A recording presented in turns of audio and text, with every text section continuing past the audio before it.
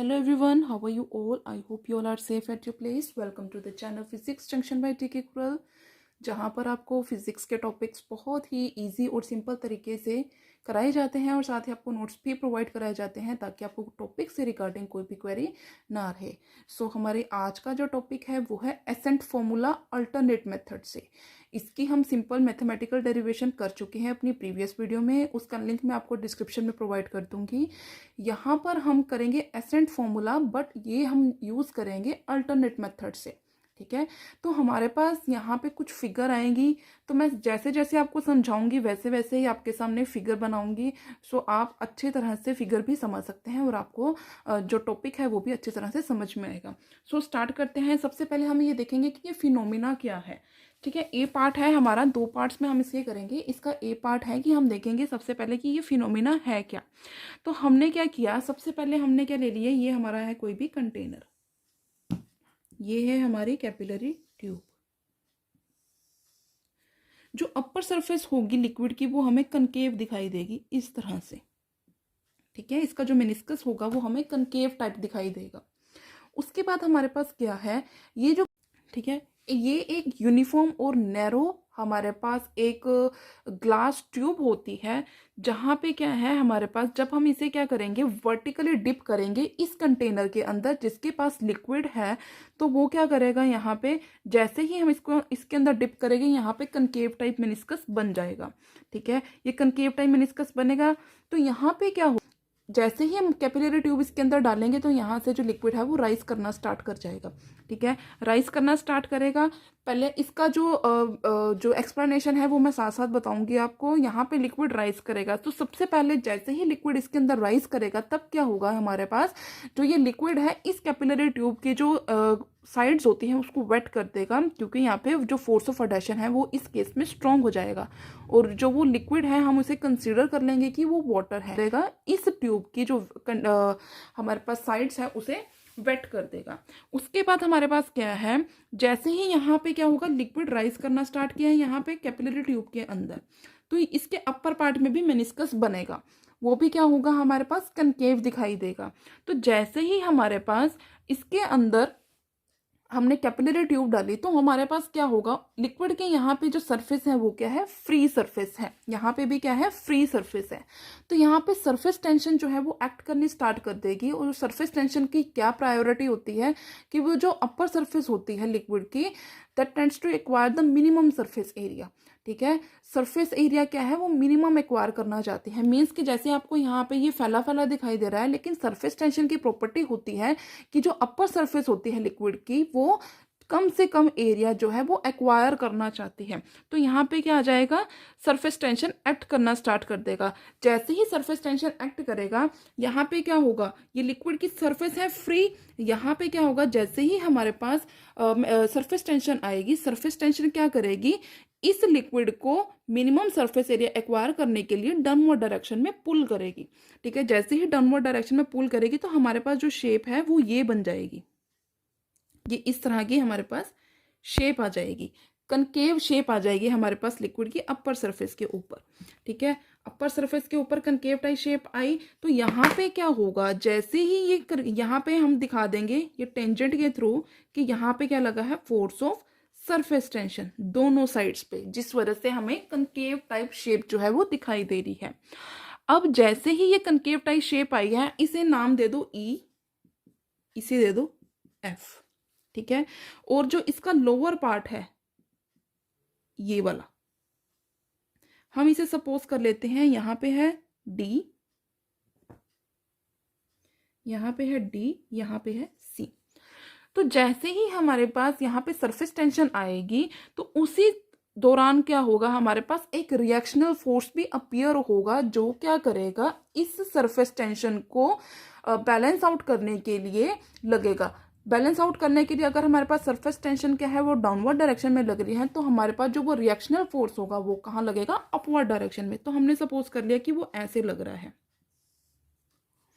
ये हमने दिखा दिया कि ये रिएक्शनल फोर्स है, इसे हम R से डिनोट कर देते हैं। ये रिएक्शनल फोर्स हमारे पास आ गया जो क्या करेगा, इस मेनिस्कस को अपवर्ड डायरेक्शन में पुल करेगा। लेकिन ये जो हमारे पास रिएक्शनल फोर्स होता है वो इतना कैपेबल नहीं होता, इतनी उसके पास टेंडेंसी नहीं होती कि वो इसे अपवर्ड डायरेक्शन में पुल करे। अपवर्ड डायरेक्शन में पुल नहीं कर पाता, जिसकी वजह से क्या होता है, जो लिक्विड है इस कैपिलरी ट्यूब के अंदर वो राइज करना स्टार्ट कर देता है। और ये जो लिक्विड है वो तब तक राइज करेगा जब तक कि हमारे पास जो कैपिलरी ट्यूब है उस यहाँ पे जो सरफेस टेंशन है और जो इरेक्शनल फोर्स है ये आपस में इक्वल ना हो जाए। ठीक है, हमारे पास लिक्विड तब तक राइज करेगा जब तक कि रिएक्शनल फोर्स और जो सरफेस टेंशन है वो बैलेंस आउट ना हो जाए। तो यहाँ पे अब हमारे पास क्या है, रिएक्शनल फोर्स है। तो रिएक्शनल फोर्स के साथ ये हमारे पास हमने एक एंगल दे दिया, contact angle of contact theta, इसके कोरस्पॉन्डिंग एंगल हमने यहाँ पे भी दे दिया थीटा। तो यहाँ पे अब जो आर है इसके दो रेक्टेंगुलर कंपोनेंट्स हो जाएंगे, एक होगा आर कोस थीटा और दूसरा होगा आर, यहाँ पे भी आर कोस थीटा, और जो दूसरा फोर्स लगेगा वो परपेंडिकुलर डायरेक्शन में होगा, that is R sine theta in both sides. यहाँ पे भी आर साइन थीटा, यहाँ पे ये रिएक्शनल फोर्स लग जाएगा। उसके बाद क्या होगा, हमने क्या ले लिया, अगर हम इसका ये सर्कल पूरा करते हैं तो हमें ये वैल्यू मिलती है। ठीक है, सर्कल हमने पूरा कर दिया तो हमने ले लिया कि ये जो हमारे पास सेंटर से लेके ये जो पॉइंट है कॉर्नर तक का हमने वो रेडियस ले ली है आर। सिमिलरली यहाँ पे भी होगा, चारों डायरेक्शंस में हमने इसकी रेडियस जो है वो आर ले ली है और यहाँ पे हमने इस पॉइंट को नाम दे दिया जी। उसके बाद क्या है, हमारा जो लिक्विड है इस हाइट तक राइज किया है तो हमने इस हाइट को एच नाम दे दिया। हमने सपोज कर लिया कि वो हाइट क्या है, एच हाइट है। देन अब क्या होगा हमारे पास, ये हमारे पास होगी कंप्लीट जो फर्स्ट पॉइंट है उसकी एक्सप्लेनेशन कि हमारे पास जो लिक्विड है वो तब तक राइज करेगा कैपिलरी ट्यूब के अंदर जब तक कि सरफेस टेंशन और जो रिएक्शनल फोर्स है वो एक दूसरे के इक्वल ना हो जाए। उसके बाद हमारा जो डेरिवेशन पार्ट आता है, डेरिवेशन पार्ट में हमने क्या करना है, हमारे पास क्या है, देखो एसेंट फॉर्मूला को हमने डिराइव करना है। उसका रिजल्ट आपने प्रीवियस वीडियो में देखा होगा कि रिजल्ट क्या आया था, यहाँ पे भी वही रिजल्ट निकलेगा लेकिन मेथड जो है वो दूसरा होगा। हमने सबसे पहले क्या है, स्मॉल आर जो है वो ले ली है रेडियस किसकी, radius of capillary tube. Small R हमारे पास है radius of capillary tube, rho है हमारे पास डेंसिटी लिक्विड की, थीटा है हमारे पास angle of contact between the liquid and the glass, S है हमारे पास force of surface tension, R है हमारा यहाँ पे रिएक्शनल फोर्स। मैं यहाँ पे सारा एक्सप्लेन कर चुकी हूँ लेकिन यहाँ पे डेरिवेशन में यूज होगा इसीलिए मैं आपको दोबारा से बता रही हूँ। कैपिटल आर है हमारा रिएक्शनल फोर्स। अब यहाँ पे एक चीज है कि हमारा जब लिक्विड इस कैपिलरी ट्यूब के अंदर राइज कर गया तो वहाँ पे जो सरफेस टेंशन का फोर्स है और जो रिएक्शनल फोर्स है वो यहाँ पे इक्वल हो चुके हैं। तो हम यहाँ पे लेके चलेंगे R is equals to S. हमारे पास क्या होगा, जो रिएक्शनल फोर्स है और जो फोर्स ऑफ सरफेस टेंशन है वो इक्वल हो जाएंगे। क्यों, क्योंकि हमारे पास जो लिक्विड है वो इस कैपिलरी ट्यूब के अंदर राइज कर चुका है, तब हमारे पास क्या होगा, दोनों फोर्स जो है वो बैलेंस आउट हो चुके हैं। अब हमारे पास आर जो है उसके दो रेक्टेंगुलर कंपोनेंट्स हैं, एक तो है आर कोस थीटा जो कि क्या है, अपवर्ड डायरेक्शन है, और यही जो आर कोस थीटा है हमारे पास वो क्या है, इस लिक्विड को इस कैपिलरी ट्यूब के अंदर राइज करने के लिए हमारे पास यही रिस्पॉन्सिबल है हमारे पास आर कोस थीटा फैक्टर। लेकिन आर साइन थीटा फैक्टर का यहाँ पे कोई मेन रोल नहीं है क्योंकि लिक्विड को राइज अप करने के लिए हमारे पास आर कोस थीटा फैक्टर ही जो है यूज हो रहा है। उसके बाद हमारे पास जो है कि जो आर कोस थीटा है वो क्या है, सर्कमफ्रेंस में एक्ट हो रहा है लिक्विड की, जो सर्कल की सर्कमफ्रेंस है उसमें एक्ट हो रहा है। तो अगर हम निकालना चाहे सर्कमफ्रेंस ऑफ सर्कल क्या होती है, सो यहाँ पे जो सर्कमफ्रेंस है सर्कल की वो कितनी होगी, 2 पाई आर। सेकेंडली हमारे पास जो सरफेस टेंशन होगी, सरफेस टेंशन किसके इक्वल होती है, फोर्स पर यूनिट लेंथ के इक्वल होती है। बट हमारे पास यहाँ पे जो आर है वो एस के इक्वल है। तो यहाँ पे अगर हम टोटल अपवर्ड फोर्स अगर निकालना चाहें तो वो क्या होगा, टोटल अपवर्ड फोर्स वो कितना होगा, अपवर्ड फोर्स किस फैक्टर की वजह से आ रहा है, आर कोस थीटा की वजह से। यहाँ पे लिख देते हैं आर कोस थीटा। और जो सर्कमफ्रेंस है, आर की जगह पे आप एस भी ले सकते हैं, ठीक है, आर की जगह पे हमने एस ले लिया क्योंकि दोनों की है सेम बात ही है। तो यहाँ पे हमने ले लिया एस कोस थीटा इनटू में क्या आ जाएगा 2πr। ठीक है, ये हमारे पास आया है टोटल अपवर्ड फोर्स। उसके बाद हम क्या देखेंगे, जो वॉल्यूम है लिक्विड की सिलेंड्रिकल कॉलम के अंदर, इतनी हाइट के अंदर जो भी लिक्विड है हमारा, अब हम उसकी वॉल्यूम निकालेंगे। तो सिलेंडर के केस में जो वॉल्यूम हो, वॉल्यूम की वैल्यू होती है वो कितनी होती है, पाई आर स्क्वायर एच। आर यहाँ पे क्या है, ये वाला आर है, आर स्क्वायर एच। सो ये है हमारे पास वॉल्यूम सिलेंडर की। उसके बाद हम ये कंसिड्रेशन लेके चलेंगे कि हमारी अगर जो ट्यूब है वो नैरो हो जाती है तो जो रेडियस ऑफ कर्वेचर होगा मेनिस्कस का वो इक्वल हो जाएगा to the radius of the capillary tube. Means कि हमारा जो ये मेनिस्कस है ये किसके इक्वल हो जाएगा, इसकी रेडियस किसके इक्वल हो जाएगी, जो हमारे पास ये कैपिलरी ट्यूब की रेडियस है, रेडियस ऑफ कर्वेचर। सो यहाँ से अब हम क्या निकालेंगे, अब क्या होगी, जो वॉल्यूम होगी लिक्विड की मेनिस्कस के अंदर वो किसके इक्वल हो जाएगी, is equal to the volume of cylinder CDEF। ठीक है, जो अगर हम यहाँ से वैल्यू निकालना चाहते हैं volume of liquid under meniscus, मतलब इस मेनिस्कस के अंदर जो लिक्विड है उसकी वैल्यू किसके इक्वल हो जाएगी, is equal to the volume of this cylinder. ये जो छोटा सा सिलेंडर है इसके वॉल्यूम के इक्वल हो जाएगी। तो यहाँ से अगर हम वैल्यू निकालना चाहें उस मेनिस्कस की, उस वॉल्यूम की, तो वो वॉल्यूम क्या आएगी, वॉल्यूम किसके इक्वल हो जाएगी, हमारी volume is equals to radius R minus volume of hemisphere.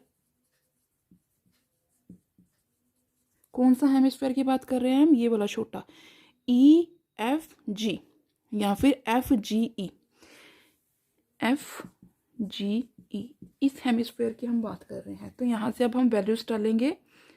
Value क्या होगी, जो रेडियस है हमारी R वो किसके इक्वल, यहाँ पे वैल्यू किसके इक्वल हो जाएगी, पाई आर स्क्वायर। यहाँ पे जो वॉल्यूम होगी विद रेडियस R, ठीक है, वॉल्यूम विद रेडियस R वो किसके इक्वल हो जाएगी, पाई आर स्क्वायर एच होता है, लेकिन हमारे पास ये हमने हाइट ले ली है।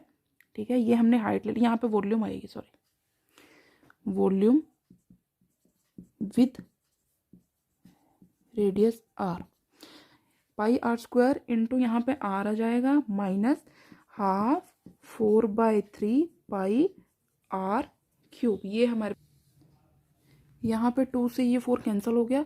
उसके बाद अब सीधा यहाँ से यहाँ पे पाई आर क्यूब बन गया, यहाँ पे 2/3 pi R cube, 2/3 pi R cube minus pi R cube वो किसके इक्वल हो जाएगा, हमारा 1/3 पाई आर क्यूब के हमारे पास इक्वल वैल्यू आ जाएगी। तो यहाँ से अगर हम टोटल वॉल्यूम निकालें कैपिलरी ट्यूब के अंदर की, टोटल वॉल्यूम अगर हम निकालें कैपिलरी ट्यूब के अंदर वो किसके इक्वल हो जाएगी, सबसे पहले हमारे पास वॉल्यूम क्या आई थी, एक तो हमारे पास ये वाली वॉल्यूम होगी, ठीक है, और ये वाली एक सेकेंड वॉल्यूम होगी। तो क्या हो जाएगी value, pi R square H plus 1/3 pi R cube. हमने यहाँ पे सिंपल मैथमेटिकल करना है, पाई आर स्क्वायर यहाँ से कॉमन आ जाएगा, अंदर बचा h प्लस 1/3 r। ये हमारे पास वैल्यू आएगी जो रेस्ट बची है। उसके बाद हमने निकालना है मास की वैल्यू। मास की वैल्यू हम कहाँ से निकाल सकते हैं, डेंसिटी से। डेंसिटी हमारी रो किसके इक्वल होता है, मास अपॉन वॉल्यूम। तो यहाँ से अगर मास निकालना हो तो डेंसिटी इंटू वॉल्यूम। तो इसे हम कैसे सिंप्लीफाई करेंगे, are square H plus R/3, ये हमारे पास वैल्यू आई है। अब यह मास की वैल्यू से हम क्या निकाल सकते हैं, वेट निकाल सकते हैं। हमारा जो वेट है वो किसके इक्वल हो जाएगा, mg के इक्वल हो जाएगा। ठीक है, वेट हमारा mg के इक्वल है। यहाँ पे आप m स्मॉल लो तब ये यहाँ से मैच कर पाएंगे, यहाँ पे स्मॉल m आएगा। mg मीन्स यहाँ पे पूरी value as it is multiply में क्या आ जाएगा, जी सिर्फ यहाँ पे मल्टीप्लाई में आ जाएगा। यहाँ पे हमारे पास जो वेट है वो टोटल वो आ गया है। ये जो वेट है वो कैसे एक्ट करेगा, as a centre of gravity of liquid column in a tube. ये जो वेट है हमारा वर्क करेगा as a centre of gravity. यहाँ से हमारे पास इस वेट की वैल्यू आई है। अब हम क्या लेके चलेंगे, इन इक्विलिब्रियम। इक्विलिब्रियम में क्या होगा, हमारे पास जो total upward force, total upward force equals to weight of liquid। Weight of liquid column in a capillary tube, ये वाली वैल्यू, ठीक है। टोटल अपवर्ड फोर्स हमारे पास क्या आया था, S cos theta into 2πr, ये थी हमारी सरकमफ्रेंस, और ये हमने आर कोस थीटा की जगह पे आर को एस से रिप्लेस किया था क्योंकि हमारे पास इक्वल थे दोनों। तो यहाँ पे भी हम इक्विलिब्रियम की बात कर रहे हैं, तो S cos theta into 2πr, ये वैल्यू हमारे पास किसके इक्वल हो जाएगी, इस वेट के इक्वल हो जाएगी, means rho pi R square H plus R by 3 into G. ये वैल्यू यहाँ से पाई कैंसिल, आर से आर कैंसिल हो जाएगा। उसके बाद हमने यहाँ से वैल्यू निकालनी किसकी है, एच की वैल्यू निकालनी है। यहाँ पे जी मल्टीप्लाई में है, ठीक है, यहाँ पे लिख देती हूँ जी मल्टीप्लाई में है। यहाँ से हमें वैल्यू निकालनी है एच की, लेकिन एच की वैल्यू निकालने से पहले ये सारे टर्म कहाँ आ जाएगी, डिवाइड में, मीन्स हमारे पास एच प्लस आर बाई 3 वो किसके इक्वल हो जाएगा, एस 2 यहाँ पे मल्टीप्लाई एस कोस थीटा, बस यहाँ पे यही बचा है। नीचे क्या आ जाएगा हमारा, rho into are into G, ये वैल्यू हमारे पास बचेगी। और यहाँ से अगर हमने एच की वैल्यू निकालनी है तो ये हमारे पास जो ये वाले टर्म है, या नेक्स्ट स्टेप में कर देती हूँ, H is equals to 2s cos theta over rho R G minus R by 3, ये हमारे पास वैल्यू आई। अब यहाँ से हमारे पास जो प्रीवियस रिजल्ट आया था, सिंपल हमने कैलकुलेशन की थी, वहाँ पे ये पार्ट नहीं था, बाकी एज इट इज़ सारी वैल्यू थी। अब हमें यहाँ पे क्या करना है कि यहाँ पे हमारे पास ये जो फॉर्मूला है एसेंट फॉर्मूला है, लेकिन हम यहाँ पे एक कंडीशन लेके चलेंगे कि अगर हमारे पास जो ट्यूब है वो बहुत ज़्यादा नैरो हो जाती है, अगर ये वाली ट्यूब बहुत ज़्यादा नैरो हो जाएगी, इट मीन्स कि इसकी रेडियस ख़त्म हो जाएगी ऑलमोस्ट, ठीक है, इसके जो रेडियस है ऑलमोस्ट नेग्लिजिबल हो जाएगी। तो यहाँ पे ये वाला पार्ट जो है वो कैंसल आउट हो जाएगा, मीन्स ये पार्ट क्या हो जाएगा, नेग्लेक्ट हो जाएगा। तो हमारे पास जो रेस्ट वैल्यू क्या बची, वो क्या होगी, 2s cos theta over rho R जी, ये हमारे पास टोटल वैल्यू बची, यहाँ पे s है, ये हमारे पास वैल्यू जो है बचेगी। और ये था हमारा एसेंट फॉर्मूला जो हमने प्रीवियस वीडियो में भी निकाला था। आई होप आपको ये वीडियो अच्छी लगी होगी। अगर आपको कोई भी क्वेरी आप मुझे कमेंट सेक्शन में बता सकते हैं। अगर आपको मेरी वीडियो अच्छी लगी है तो मेरी वीडियो को लाइक करना, मेरे चैनल को सब्सक्राइब करना और ज़्यादा से ज़्यादा शेयर करना। Thanks for watching.